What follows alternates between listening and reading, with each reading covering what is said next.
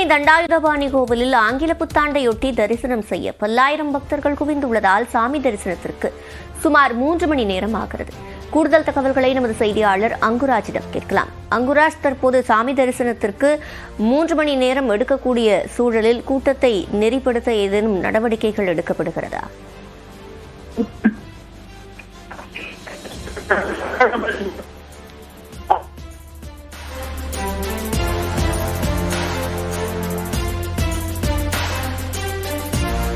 தற்போது பழனி கோவிலில் ஆங்கில புத்தாண்டை முன்னிட்டு அதிக அளவில் பக்தர்கள் குவிந்திருக்கிறார்கள்.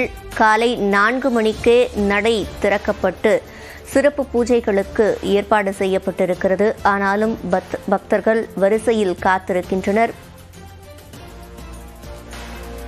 தொடர்ந்து விவரங்களை செய்தியாளர் அங்குபாபுவிடம் கேட்கலாம். அங்குபாபு, அங்கு என்னென்ன ஏற்பாடுகள் செய்யப்பட்டிருக்கின்றன?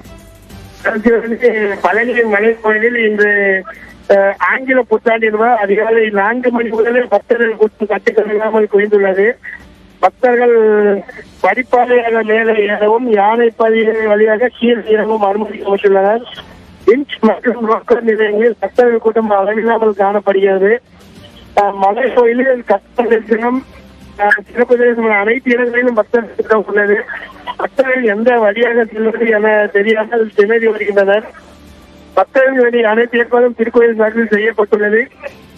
இருந்தாலும் பக்தர்கள் கூட்டம் அளவில்லாமல் இருப்பதால் ஒரு சுவாமி சுமார் 3 மணி நேரம் முதல் 5 மணி நேரம் ஆகிறது.